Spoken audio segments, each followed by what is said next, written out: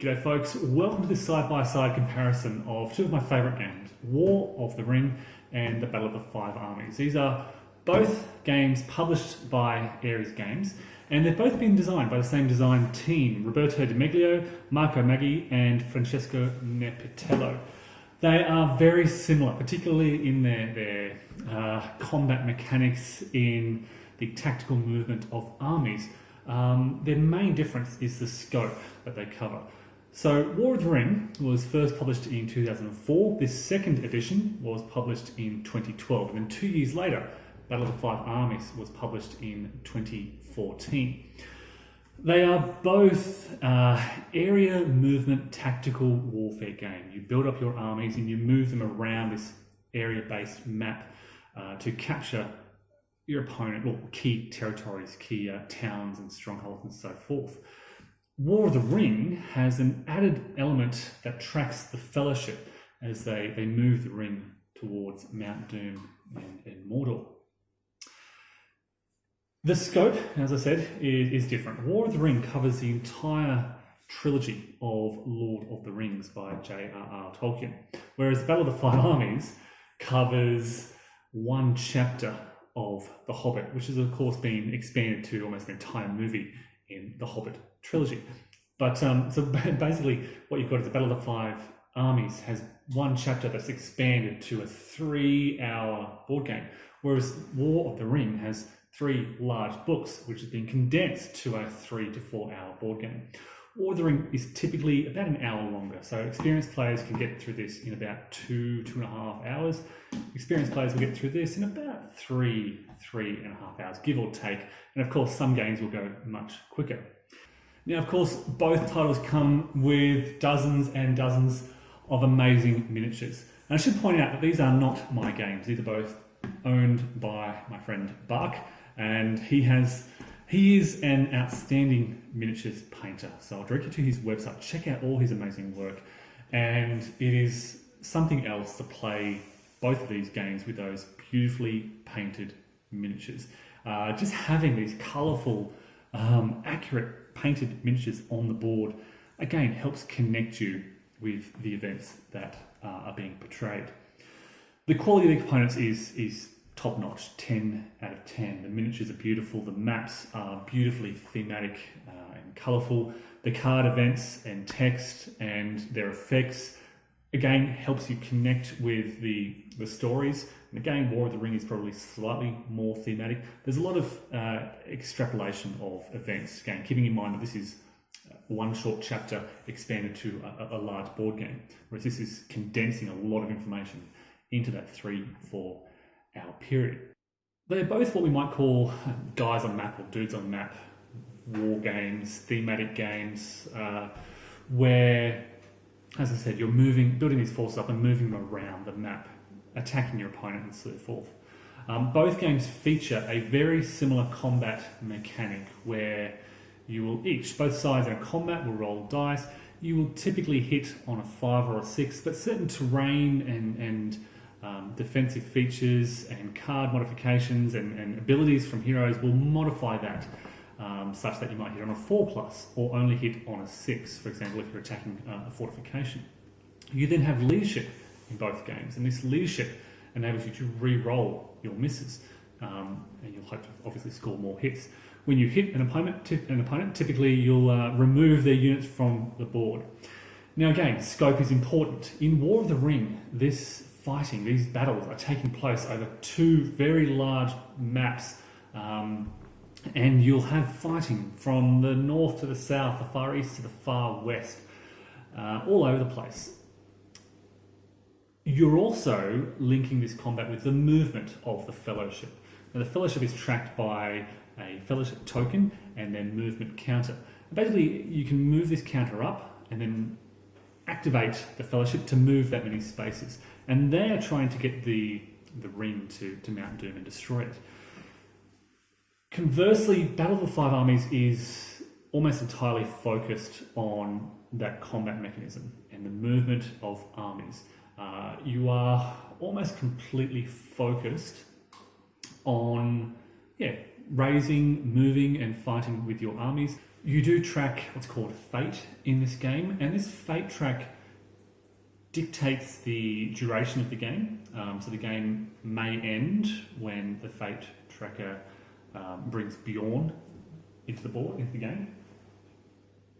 Otherwise, the game will end when the fate tracker hits 15. So this is kind of like a game timer, similar in a sense to the corruption track in War of the Ring.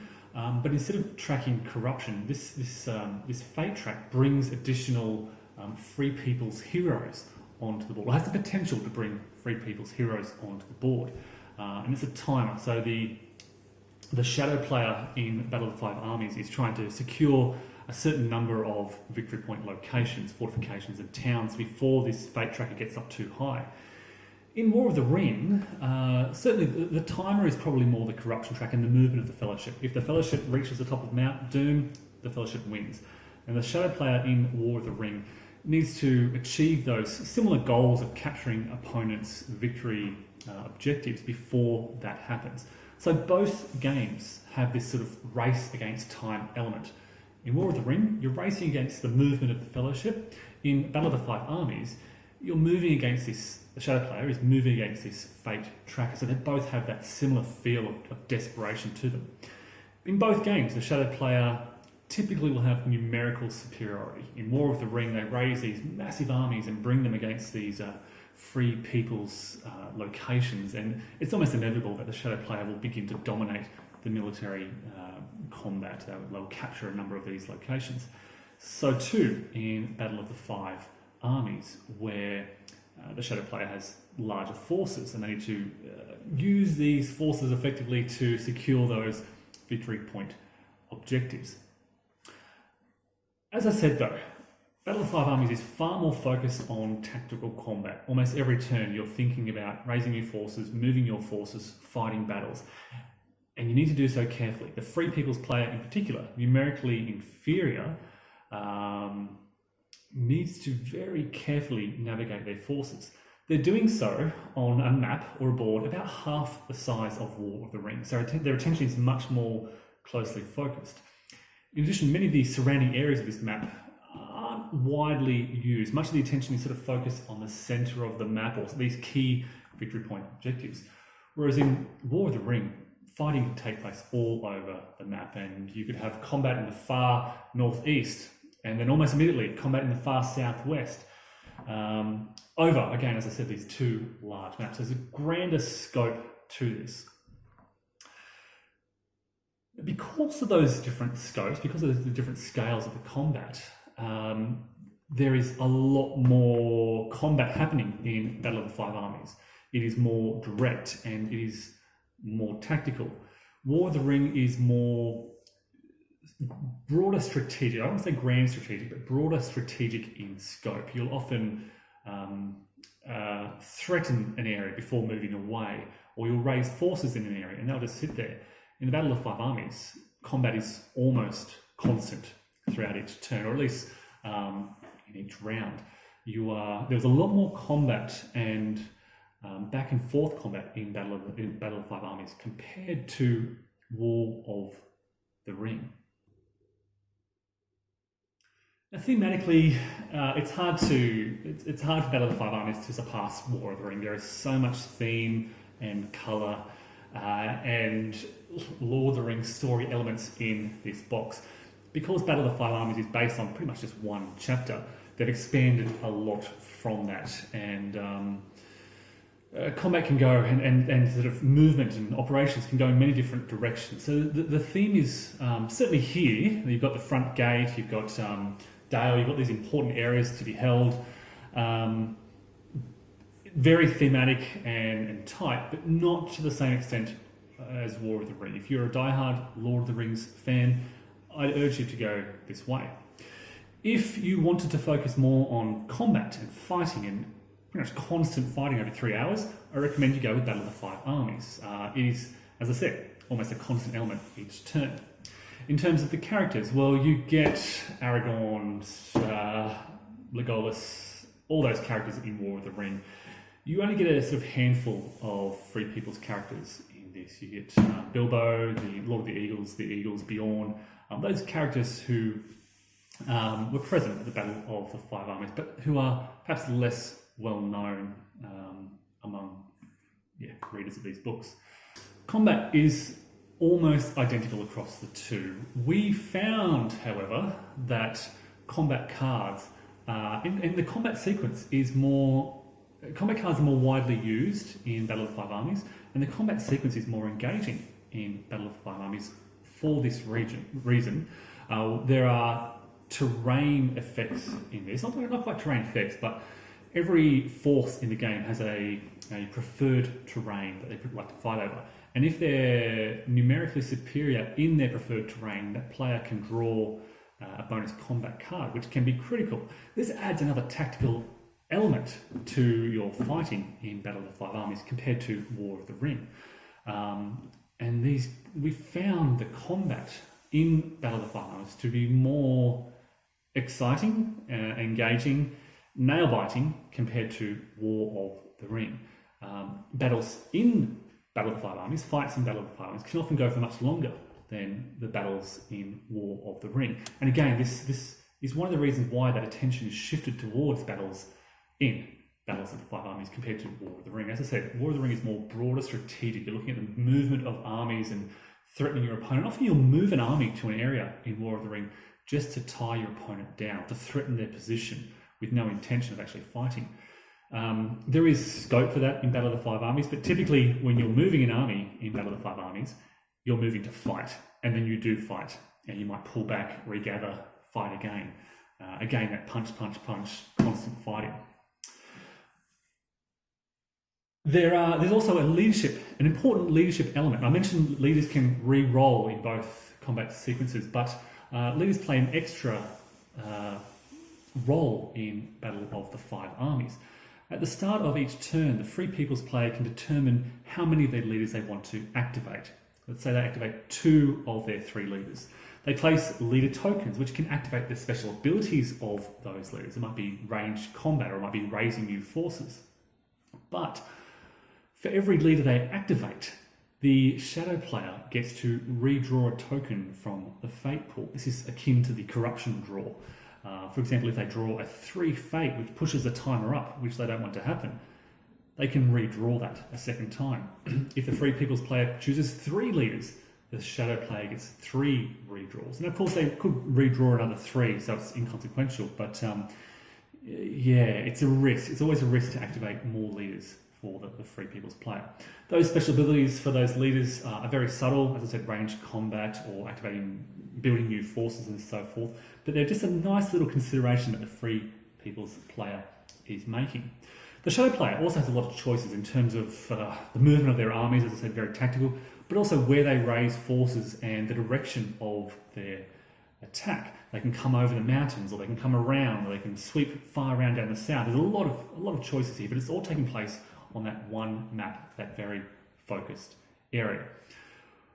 War of the Ring, it's fair to say, probably gives the players more choices in terms of broader strategy. As I said, the combat is similar but slightly less important. You will of course have some critical combat moments. Combat is shorter, typically several rounds, or this can just go on and on, round after round after round, if neither player wants to retreat.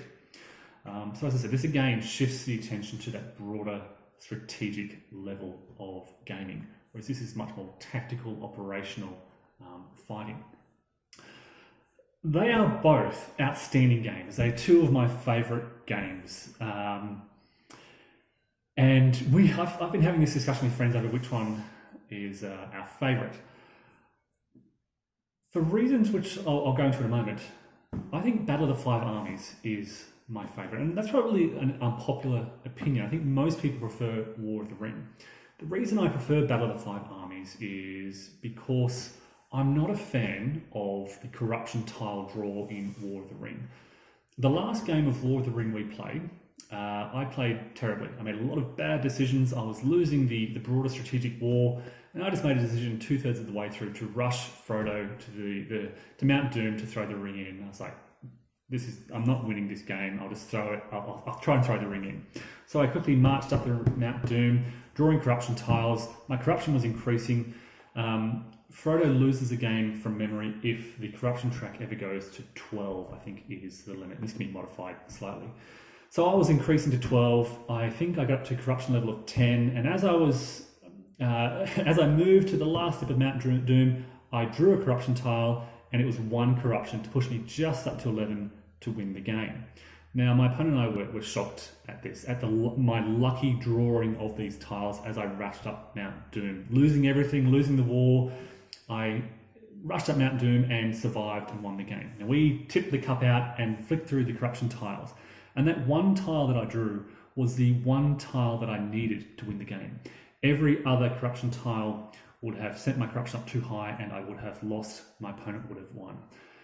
So yes, I won the game, but I didn't like that it ended on this 1 in 10 chip pull chance.